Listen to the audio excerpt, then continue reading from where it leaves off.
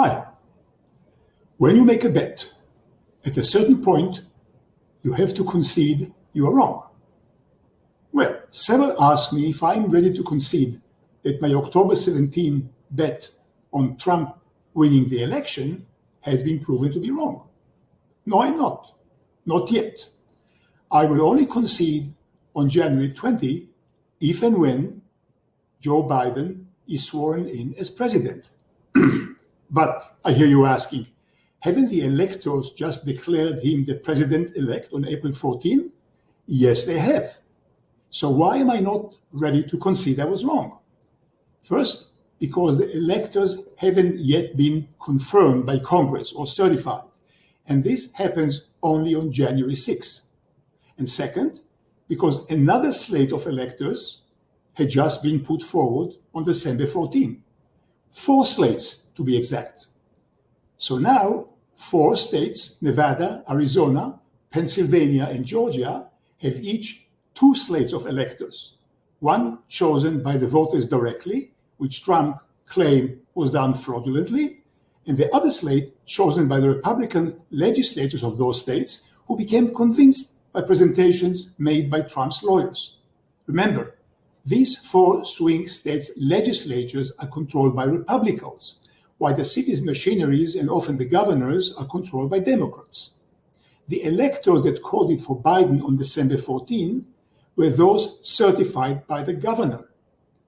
But the Constitution says that it is the legislators who have the constitutional power to pick the electors, if they so choose. They rarely had done so, nor dared. But now they have. And the Constitution gives them the power, not to the governor, whose certification becomes meaningless once and if the legislature act. How then will Congress pick among these 2 slates at each of the 4 states? Well, I'm not an expert, so I checked with US election experts, and I think I understand the process. So let me go into it a bit as an example of what deep due diligence is, whether for stocks, political betting, or any other decision you make. Without really deep sleuthing, you can't win bets and you can't win in stocks. So let's get into it. Several states that had sent their electors to Congress have been accused by Trump of cheating. Is it true? Did they really cheat? Who knows? The relevant fact is not whether cheating took place, but that the legislators of 4 of the battleground states have been convinced and sent a second slate of electors to Congress, these ones for Trump. So by January 6th, when Congress meets to ratify or certify the electors, there will be 4 states with 2 slates each, which is the right slate to ratify. There will be a debate, and acrimony and shouting, all of which will make for fine theater. But what would really matter is that the January 6th session will be chaired by Vice President Pence. And the rule book, that is the Constitution, says that the Vice President and Congress have to agree about a slate of electors. And if they don't, and you can bet they won't, it then becomes a contested election, which is a legal term. Then instead of counting how many of the 538 electors go for Trump, how much for Biden, the counties goes down to states, with each state having exactly 1 single vote. And because 27 states have a Republican majority legislator and only 24 have Democratic majority legislator, it is likely that if it comes to that, a big if, Trump will be reelected and I will win my bet. If he doesn't, then I lose. Now, before we continue, remember, I'm a Canadian, not an American. I'm an investor, not a politician. So I'm doing all this dispassionately, purely as a bet.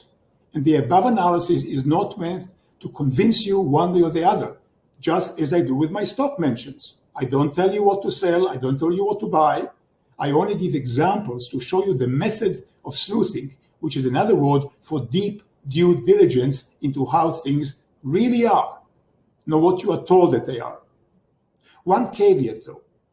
If it comes to a contested election on January 6th, it is also likely that the US Supreme Court will become involved because neither side will give up without a fight, as is their right.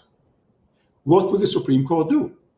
After all, very recently it refused to hear a Texas lawsuit against the 4 states that Trump alleged were cheating, even though Texas was supported by 18 other states. Well, this coming case of January 6th, if it gets there, will likely be different. As you recall, in a previous clip about sleuthing lawsuits for profit in stocks, I said that judges hate to decide because they can be proven wrong, and then it costs them credibility. And judges of the US Supreme Court are no different.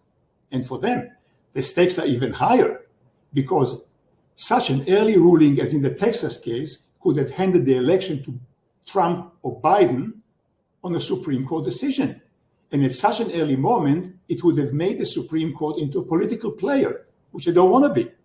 However, if it comes to 2 slates of electors for 4 states in January, the Supremes would have to decide if they are given the choice. And then the only way for them is to throw it back to Congress after Trump has already done the heaviest political lifting work for them.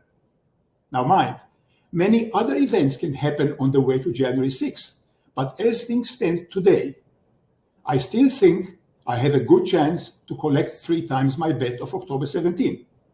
A good chance, I said, not a certainty.